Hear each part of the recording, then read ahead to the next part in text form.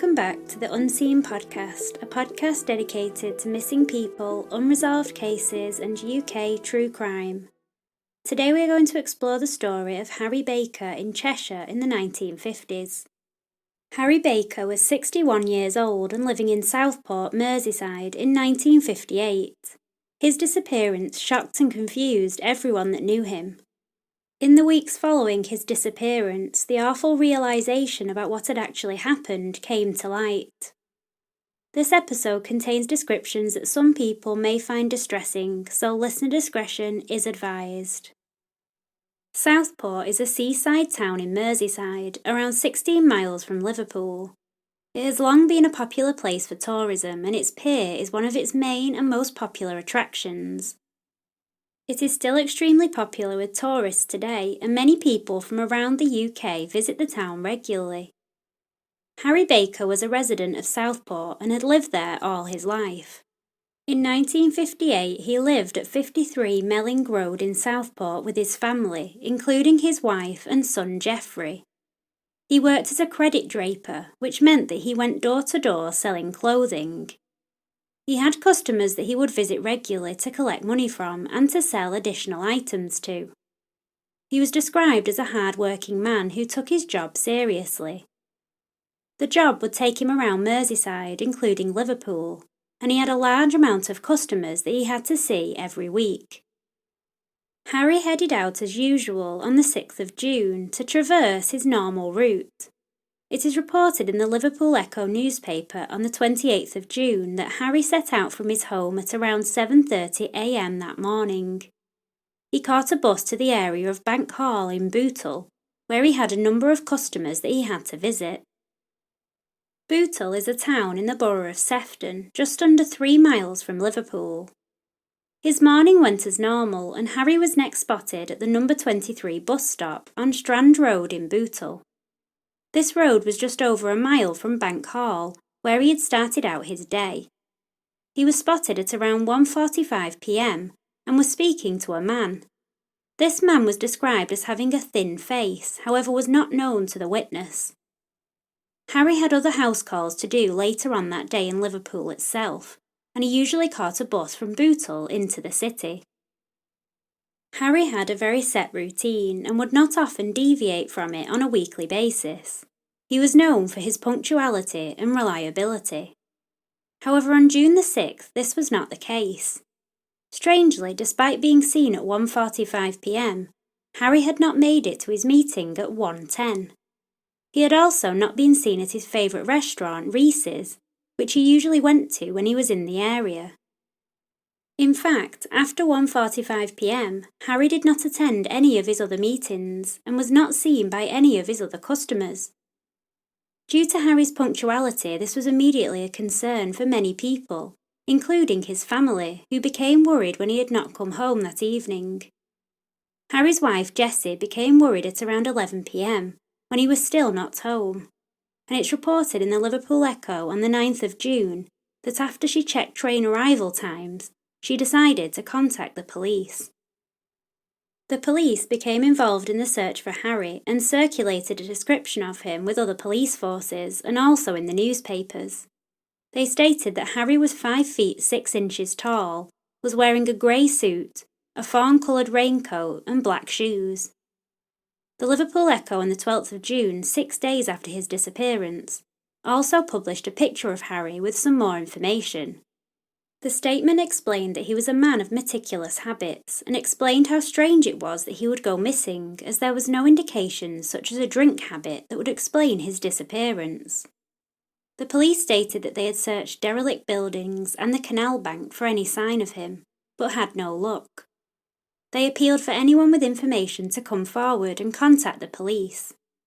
No one was sure how Harry could have just disappeared without a trace, or why this could have happened. It seemed like he had simply vanished. At around 10:45 on the 23rd of June, a road sweeper named Jessie Wood was working at the side of the Warrington-Knutsford Road in Cheshire. As he passed a group of rhododendron bushes by the side of the road, he happened to notice what looked like a sack in the bushes. When he looked closer, he realised it was actually 2 sacks. It is reported that he climbed some wire fences to get a better look, however this led to an awful discovery. Inside the sacks was the remains of a severed body. The body was described as being tied at the feet and about 6 feet from the fence, as though someone had thrown it over. The body was that of a man. This discovery was alarming and gruesome, and the police were immediately called. It was clear from the way in which the body had been left that the police were dealing with a murder. The man's body had been beaten and mutilated, and it is reported that a nylon stocking was tied around his neck. While the identity of the man was not apparent immediately, the theory that it may be Harry Baker was quickly stated by those close to the case.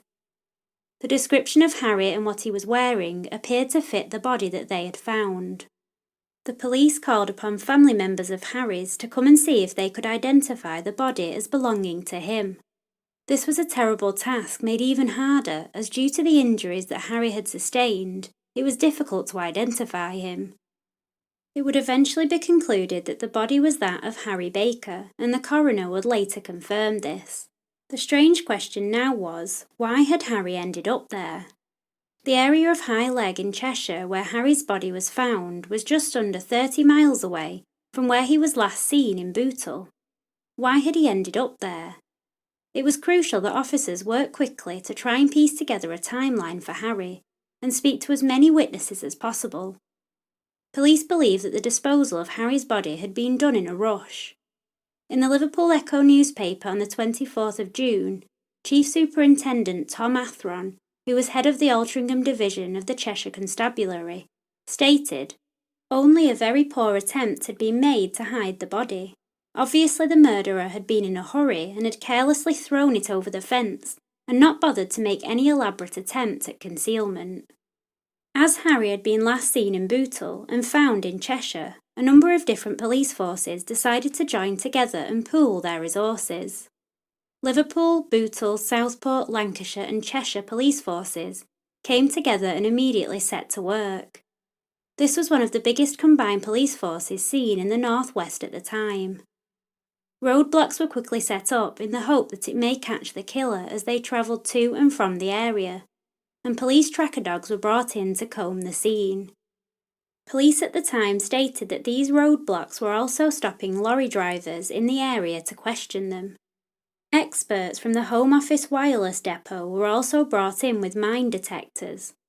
These detectors were used to search for any metal objects in the ground around the crime scene.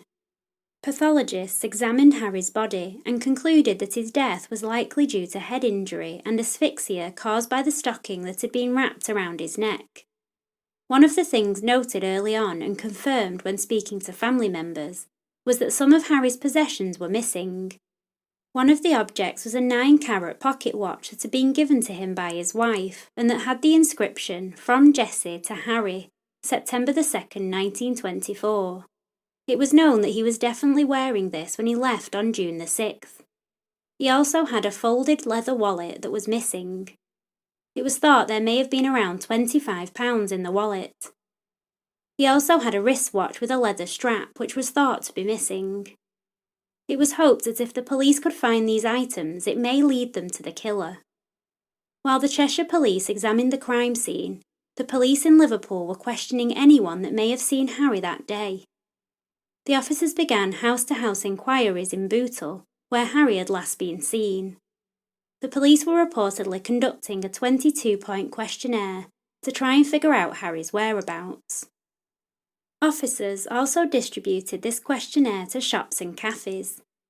Police were convinced that the answer to what happened to Harry lay with the events on June the 6th. He was so punctual and reliable that customers would know what time he was going to arrive at their homes. This was important as it meant that officers could accurately track his movements by also speaking to the customers.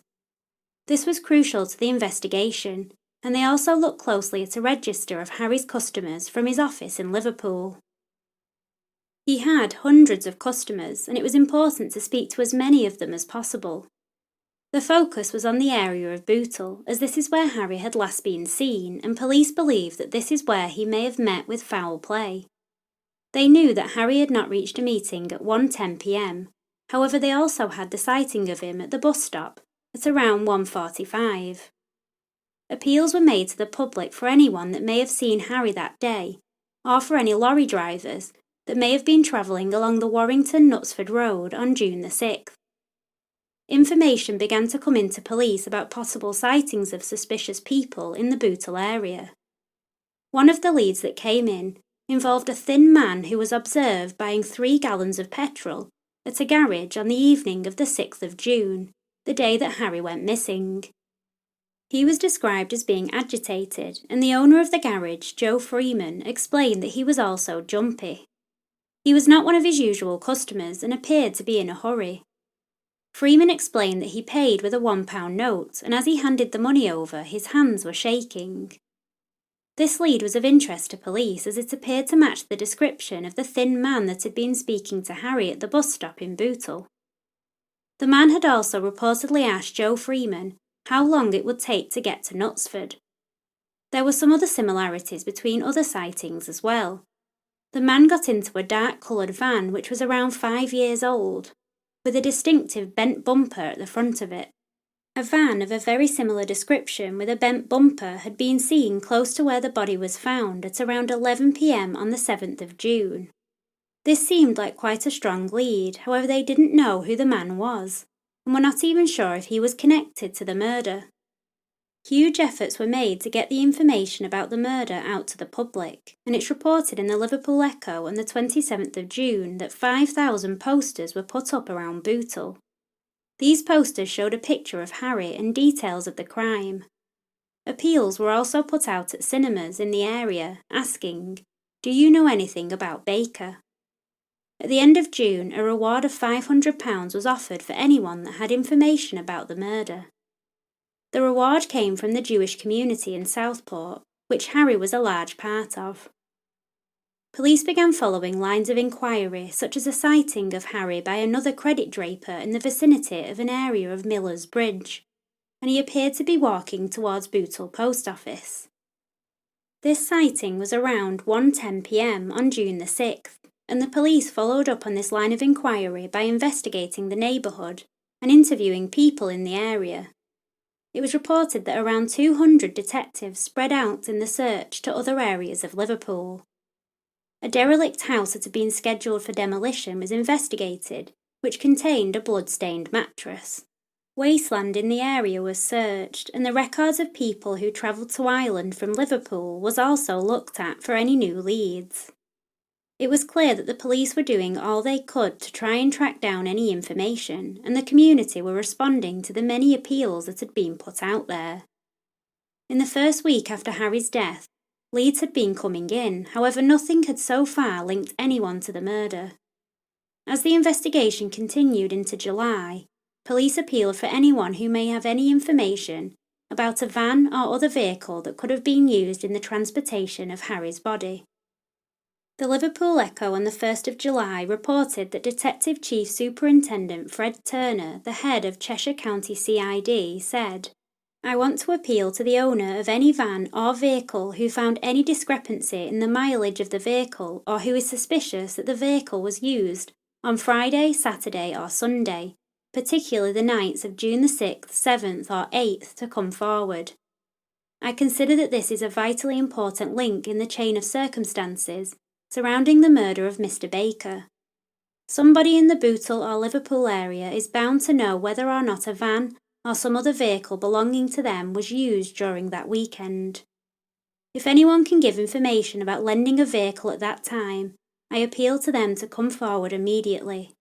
The information should be given whether or not the owner knows in which direction the vehicle was driven." Chief Superintendent Turner also stated how important it was to trace Harry's final movements on June the 6th. He stated, "We have a record of him on his normal morning calls, the same as any Friday. We have checked upon his movements until just about 1 p.m. when suddenly his normal business calls appeared to stop. We want anyone who can tell us about his movements after that time to come forward at once." The chiefs of the CID divisions at the different police forces decided to hold a conference in Preston on the 5th of July. At this conference they discussed the findings of George B. Manning, the Home Office pathologist. This meeting was important, as analysis of Harry's clothing was discussed. It is reported that microscopic examinations of the clothing was carried out, and dust fragments and earth scrapings were found on the body. It was hoped that this would give some indication about the surroundings where he met his death. This was extremely useful to police, as it was believed that Harry was not killed where his body was found. It was also believed that they may be able to gain fibres and traces of wool from the interior of whatever vehicle was involved in the crime. It was believed that this would hopefully be able to narrow down any vehicle that was eventually found with a possible connection to the murder. The potato sacks themselves yielded no clues as to their origin. On the 24th of July, the adjourned inquest into Harry's murder was resumed. George B. Manning, the pathologist, reported on the post-mortem that had been conducted on Harry. He explained that he had 34 head wounds and 13 small fractures to his head. However, the cause of death was asphyxia due to strangulation.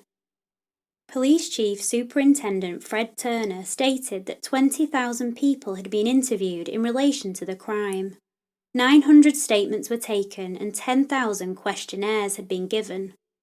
The coroner, R.A. Daniels, told the jury that the murderer must have tried to make identification impossible through the injuries to his head and face. He also agreed with the police's theory that the murder had taken place in Bootle or Liverpool, and that Harry's body was then dumped in Cheshire. The jury made the decision that Harry's death was murder committed by person or persons unknown.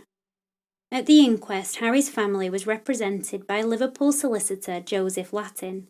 He explained what this had done to the family. He stated that he was a lifelong friend of Harry's, and he said, "We went to school together, although he was a few years older than I. Harry Baker was a simple, uncomplicated, hard-working businessman. This was a terrible shock. He was the last person in the world to have any enemies. Of course, by reason of his business, he had debtors, but he was not the man to antagonize anyone. He would deal with his clients in a kindly and most considerate manner." The police made it clear that they had tried every lead they could think of and had followed up as many lines of inquiry as possible. Hundreds of detectives had combed areas in both Bootle and Cheshire. They had interviewed thousands of people and tracked Harry's movements as closely as possible on the day that he disappeared. However, despite this, they still did not have any leads as to who the suspect may be. The only lead that they appeared to have was the suspicious man at the garage. However, this had also not led anywhere. Harry's murder was sadly still unsolved. In the weeks after his murder, other leads were followed up, including a report that items resembling Harry's watch were sold at a jeweller's. This, like many of the other tips, didn't lead to a concrete suspect. Harry's murder was extremely sad and unnecessary, and there appeared to be no real motive behind his death. Harry was well liked by his customers, and while robbery seemed to be the prevalent motive, the amount that was stolen didn't really amount to much. Why had someone killed Harry and then moved his body 30 miles away?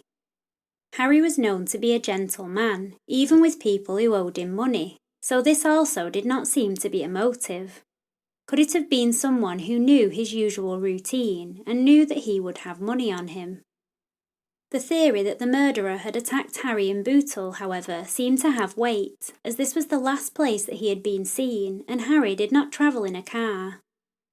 The perpetrator then hoped by putting the body in sacks and disguising his face that he would not be found quickly. In the years that have followed, Harry's murder has not often been reported on in the media, and sadly there has not been any more information found out about it. The police appeared to have conducted a thorough investigation and were using relatively innovative techniques, such as matching soil samples and fibre evidence. This strikes me as a case that would have been solved if it had happened today. I'm sure that someone out there does know what happened to Harry Baker. Harry's family and the community in Southport, however, have never forgotten what happened to him, and even though the crime is still unsolved, it has not been lost to history. Thank you for listening to today's episode. Thank you as always to my Patreon supporters for continuing to support the podcast. You can help me grow the podcast by leaving a review wherever you listen. This helps people find us more easily. You can also let me know what you think about the episodes by contacting me on Facebook, Instagram or Twitter. I love receiving case suggestions, so if you have a case you would like to see me cover, contact me on social media or at theunseenpod@gmail.com. If you are interested in buying any merchandise for the podcast, you can have a look at some of the things we have on offer at teespring.com. As always, thank you for listening. I'm Caprice, and this has been Unseen.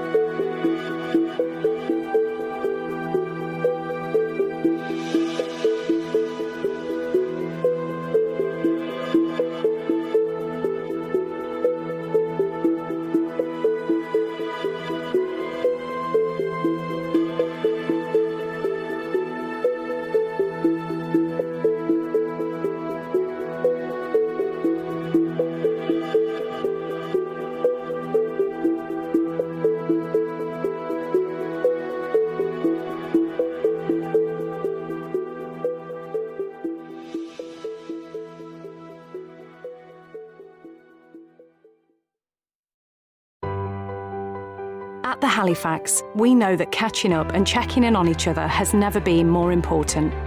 So when our customers couldn't come into a Halifax branch, we picked up the phone and gave them a call. In fact, this year we've made over 250,000 wellbeing calls to customers for a natter and a catch-up, just to see if they're doing okay. Halifax, it's a people thing.